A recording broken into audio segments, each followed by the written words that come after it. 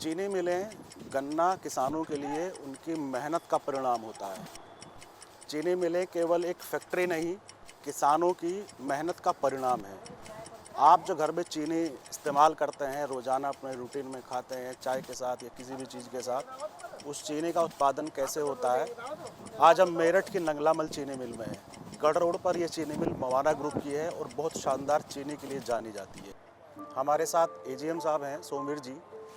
नंगलामल चीनी मिल में गन्ना लाने से लेके और गन्ना की पेराई तक किस तरह से चीनी का उत्पादन, इस पूरी प्रक्रिया को यहाँ कैसे गन्ने को लाया जाता है, उस लाने के बाद कैसे उसकी क्रशिंग होती है, पेराई होती है और फिर किस तरह से वो आगे बढ़ के उसका रस, उसका शीरा या उसका एथेनॉल या उसकी चीनी किस तरह से बनती है, यहाँ कितनी उत्पादन क्षमता है, कितना गन्ना पेराई होता है, इन सब बिंदुओं पर विस्तार से बात करने के लिए हमारे साथ सोमवीर जी हैं।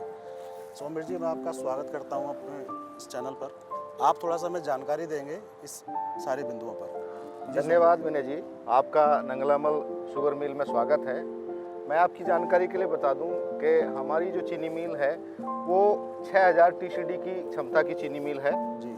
60,000 कुंटल गन्ना लगभग प्रतिदिन पेराई करती है जी। और हमारे चीनी मिल क्षेत्र में 191 गांव आते हैं जिनसे हमारी चीनी मिल को गन्ना आपूर्ति होता है और लगभग 21,000 हेक्टेयर क्षेत्र में गन्ने की खेती होती है हमारे चीनी मिल क्षेत्र में और लगभग 33,000 किसान जो हैं वो हमारी चीनी मिल से जुड़े हुए हैं। जी। रोजाना लगभग कितना गन्ना पेराई होता है अपने यहाँ? रोजाना हमारे यहाँ जो है वो लगभग 60,000 कुंटल गन्ना डेली पेराई होता है और अब तक हमने 41 लाख कुंटल गन्ने की पेराई कर ली है इस सेशन, इस सीजन में। ये सत्र है इस समय 2025 से 26। 2025 से 26 सत्र में हमने 41 लाख कुंटल गन्ने की पेराई कर ली है। लास्ट ईयर हमने 96,30,000 कुंटल गन्ने की पेराई की थी। जी। हमारा यहाँ का प्रोसेस है जो आपने देखा अभी मिस्टर अजीत सिंह जी ने बताया कि हमारा ये केन यार्ड में हम इस समय खड़े हैं जहाँ ये बैलगाड़ी का यार्ड है।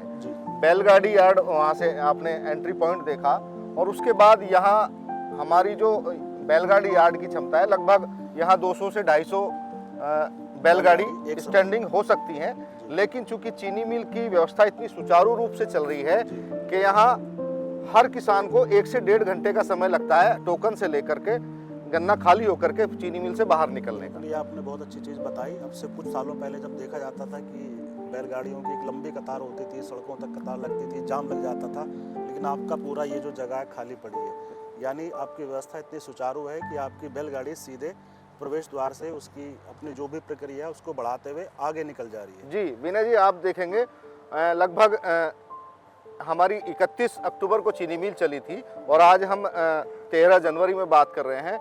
किसान भाई भी हमारे साथ हैं।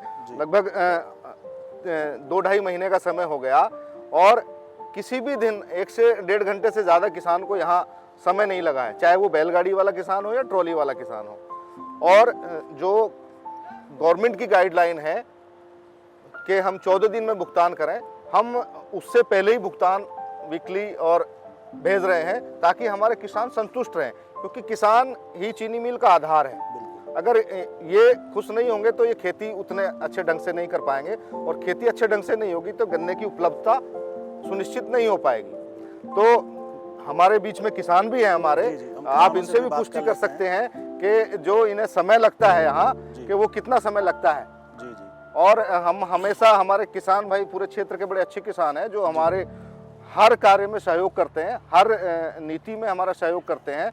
यहाँ शिफ्ट अनुसार गन्ना आता है, हर गांव की एक शिफ्ट निर्धारित है, अपना एक समय है, अपने निर्धारित समय में सभी किसान भाई गन्ना लेकर के आते हैं और अपने बहुत कम समय में यहाँ से खाली करा करके चले जाते हैं। जी सोमवीर जी, हमारे साथ गन्ना किसान हैं, हम लोग इनसे भी बात करेंगे कि वो किस समय आए थे गन्ना लेकर और उनको क्या यहाँ सुविधाएं मिलती हैं, थोड़ा सा बताएंगे। जी। गन्ना यहाँ तो जी ज़्यादा तो आधा घंटा लगे। आपका क्या नाम है? तो कभी आपका क्या नाम? मेरा नाम है विशाल बहादुर। विशाल जी, कौन से गांव से हो? नंगलामल से ही। नंगलामल से। कितने देर पहले आए थे आप गन्ना लेकर? बस ये टोकन अभी कटा हमारा 1:01 पे। और अब क्या टाइम हो रहा? 15 मिनट हुई है, 15 मिनट और लगेंगे, आधा घंटा लगेगा मुश्किल। यानी आप लगभग 30 से 40 मिनट में यहाँ से हाँ 1 घंटा तो मुश्किल से लगा है, पहले हो जाए 1 घंटा तो जब लगा है जब हाँ बस बस बस। आपने कितने बीघे में गन्ना बो रखा है? गन्ना बो रखा जी 40 बीघे गन्ना हम पे लगभग। अच्छा, हाँ कौन सी बीज लगा रखी है, कौन सी प्रजाति है? 238 ही है ज़्यादातर, तो 35 ही वो डाल दी पिंडी उसकी, अब तो 238 ही है। अच्छा अच्छा। हाँ।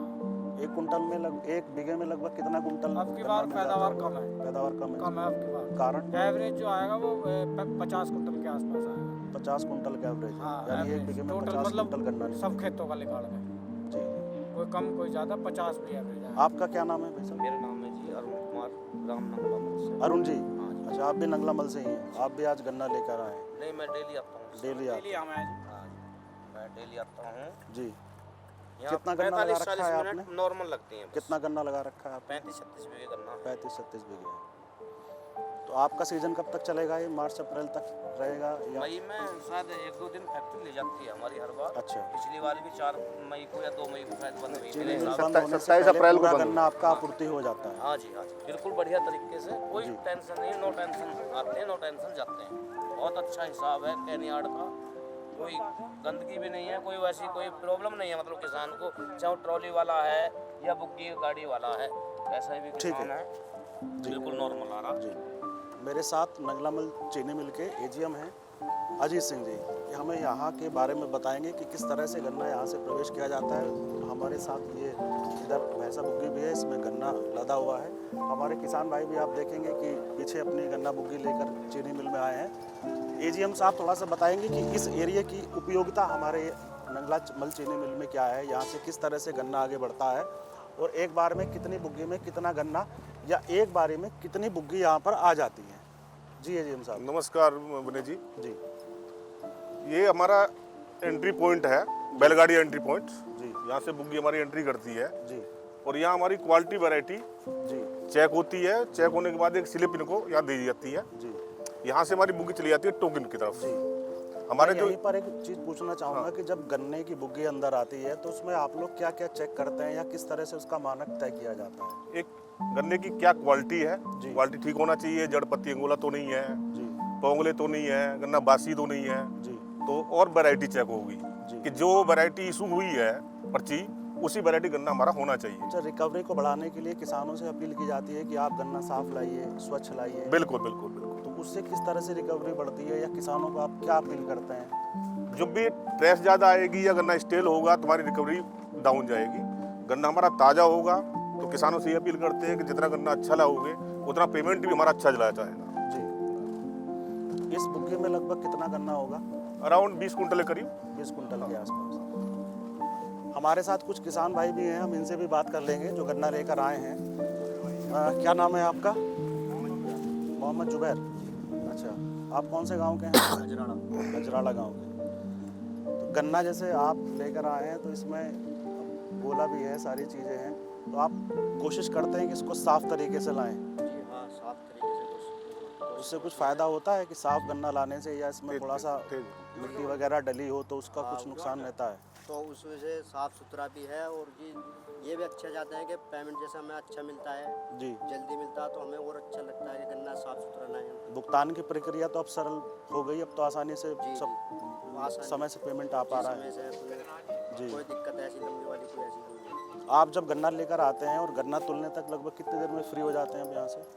लगभग ये 1 घंटा तो लग जाता है। 1 घंटा लग जाता है। जी 1 डेढ़ घंटा, क्योंकि वहाँ टोकन में पहुँचने में टाइम लगता है, टोकन के बाद फिर कांटे तक पहुँचने में टाइम लगता है, उसमें 1 डेढ़ घंटा करीब टाइम लग जाता है। जी ठीक।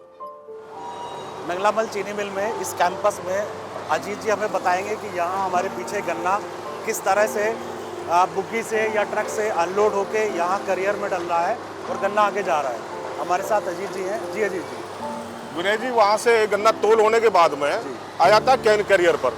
ये देख रहे हैं आप, इधर बुग्गी साइड, जी इधर बुग्गी खाली हो रही है, पीछे हमारे ट्रक अनलोड हो रहे हैं जी और उधर से ट्राली अनलोड हो रही है। जी। तो ये हमारा कैन कैरियर का एरिया है। अच्छा वो हमारा ट्राली यार्ड है, जी। उधर हमारा ट्रक यार्ड है और वो बुग्गी यार्ड था जहाँ हम पहले हो रहे थे। जी तो वहाँ से ग्रॉस कांटे से ग्रॉस होने के बाद में हमारी जो भी कंसाइनमेंट है, जब बुग्गी है, ट्रॉली है, ट्रक है, वो कैन कैरियर पर आते हैं और अनलोड हो जाते हैं। यहाँ से ये करियर से गन्ना अंदर जाता है। हाँ, कैरियर से गन्ना अब ये क्रशिंग के लिए अंदर जा रहा है अच्छा, और अंदर आगे का प्रोसेस शुरू हो जाता ये आगे का प्रोसेस शुरू जी। हो गया। इसके लिए आप ये मशीनें लगी हुई हैं, ये मशीनें यहाँ से उठाती हैं, इसको करियर में डालती हैं, ये पूरा प्रोसीजर ये- है जी। है। ट्रक के लिए हमारा एक टिपलर लगा हुआ है, तो ट्रक हमारा टिपलर पर खड़ा होता है और वो लोड हो जाता है। बुग्गी अपने आप पलट जाती है। ट्राली के लिए हमारे ये पंजे लगे हुए हैं, 3 पंजे हमारे पास हैं। ये प्रक्रिया जो है ये रात भर चलती रहती है, ये 24 आवर्स ऐसे ही सतत चलता रहता है। 24 घंटे चलता 24 घंटे चलता रहता है। 24 घंटे में हम लगभग 60,000 क्रशिंग कर लेते हैं। 60,000 60,000 टन, नहीं, क्विंटल्स 60,000 कुंटल कुंटल, गन्ना कुंटल। हम लोग 24 घंटे में क्रशिंग कर लेते हैं। जी।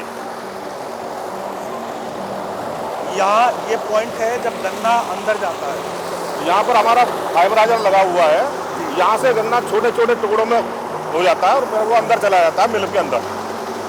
आगे जो भी है जूस निकालने की प्रक्रिया, चीनी बनाने की प्रक्रिया यहाँ से आगे चली जाती है। इसके बाद क्या क्या चरण होते हैं अंदर, थोड़ा सा वो बताइए।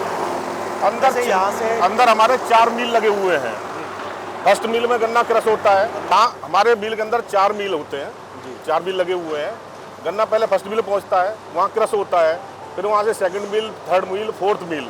फोर्थ मील के बाद में बगास निकल जाती है, जितना भी जूस है वो सब निकल जाता है हमारा। फिर वो प्रोडक्शन हाउस में चला जाता है जूस, वहाँ बॉइलिंग में। ये जो गन्ने के यहाँ से करियर में चलने के बाद वो जो शीरा, एथेनॉल, वो सारी चीज़ें अलग अलग होती हैं। ये प्रोडक्शन हाउस में जाकर होता है। अच्छा वहाँ हमारा जितना शुगर निकलना है शुगर निकल जाएगा, जो शीरा है वो शीरा अलग हो जाएगा। अच्छा, ये वहाँ का काम है। ठीक है। मैं किसानों से अपील करना चाहूँगा कि जी नंगलामल चीनी मिल जैसे आपका भुगतान त्वरित गति से कर रही है, उस भुगतान करने के लिए आप सभी से हमारा अनुरोध है कि चीनी मिल को साफ, ताज़ा, अगोला एवं पत्ती रहित गन्ना ही सप्लाई करें।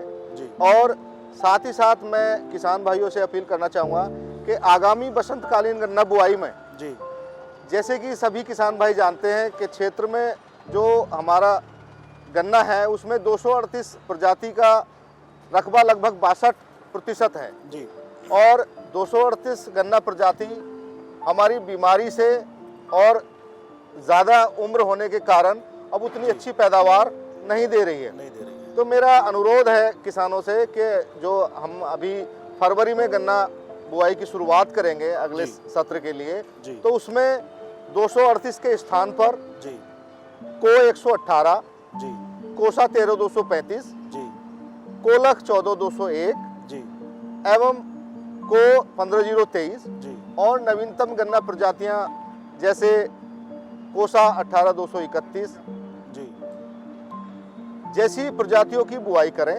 238 की बुआई ना करें, जी क्योंकि अभी 62% रकबे में 238 का रकबा है, तो एक साल में हम इसको पूरे को परिवर्तित नहीं कर सकते। लेकिन सभी किसान भाई अगर इसको बदलने की ठाने तो अपने घर पर आगामी गन्ना बुआई के लिए बीज नर्सरी सभी इन अन्य प्रजातियों की तैयार कर सकते हैं, ताकि अपने घर का बीज होगा तो आप उसको आसानी से आगे प्रजाति बदलाव कर सकते हैं। साथ ही साथ ये भी कहना चाहूँगा कि इस वर्ष जो पैदावार थोड़ा सा हम किसान भाइयों से बात करते हैं तो वो कह रहे हैं कि लगभग 10% लास्ट ईयर से पैदावार थोड़ी सी कम निकल रही है। जी तो उसमें हम ये कहना चाहेंगे किसान भाइयों से कि प्रजाति के साथ साथ फसल का पोषण प्रबंधन जी भी बड़ा ज़रूरी है। गन्ना बुआई करते समय हम संतुलित खाद एवं उर्वरकों का प्रयोग करें, जिससे हमारी गन्ने की फसल वांछित पैदावार दे सके। साथ ही साथ जो कीड़े बीमारियां गन्ने में लगते हैं उनका समय से अगर हम कंट्रोल करते हैं, नियंत्रण करते हैं, प्रबंधन करें तो प्रबंधन ज़्यादा करें तो हमें वांछित पैदावार मिल सकती है। क्योंकि किसानों ने जो पैदावार का स्तर 238 के प्रजाति के साथ लिया, उसी के समकक्ष अन्य प्रजाति भी वो उनकी क्षमता है पैदावार देने की, जी तो उन पर उनकी गन्ने की बुआई करें और पोषण प्रबंधन और फसल प्रबंधन, कीट एवं रोग का प्रबंधन करते हुए अपनी गन्ने की खेती को करें, तो उन्हें वांछित पैदावार मिलेगी और चीनी मिल को उसकी क्षमता अनुसार गन्ने की उपलब्धता सुनिश्चित हो पाएगी। जी धन्यवाद। सोमेश जी, 238 जो प्रजाति है उसमें किसान कहते हैं कि उसमें पैदावार ज़्यादा होती थी। अभी जो आप प्रजाति बता रहे हैं उसमें पैदावार थोड़ी क्या कम है? किसानों का कहना होता है कि उसमें थोड़ी पैदावार हमें कम मिलती है, ऐसा क्या कारण देखिए, होता है? वैरायटी निकालने का काम अनुसंधान संस्थान का होता है और रिसर्च हमारे कृषि वैज्ञानिक निरंतर प्रयास कर रहे हैं कि वो ऐसी प्रजाति किसानों को दें जो 238 के बराबर पैदावार दे सके। लेकिन चूंकि गन्ना प्रजाति एक वर्ष में नहीं निकलती, उसको 10 से 12 साल का समय लगता है, तो हमारे कृषि वैज्ञानिक निरंतर प्रयासरत हैं और संजोग से चीनी मिल के और किसानों के ये 238 प्रजाति मिली थी।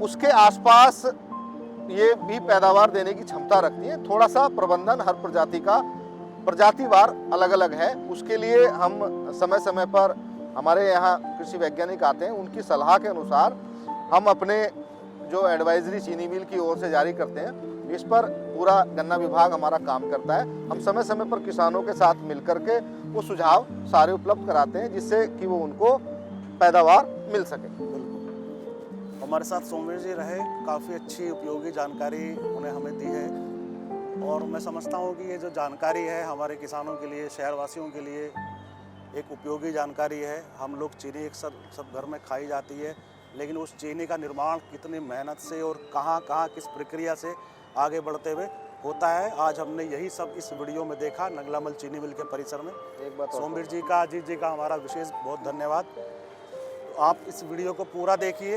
इस पूरी वीडियो को देखने के बाद आपको लगेगा अपना कोई महत्वपूर्ण कमेंट है, अपना कोई महत्वपूर्ण सुझाव है तो आप वो भी दे सकते हैं इस कमेंट बॉक्स में जाकर। नमस्कार, मिलते हैं अगली वीडियो में। धन्यवाद।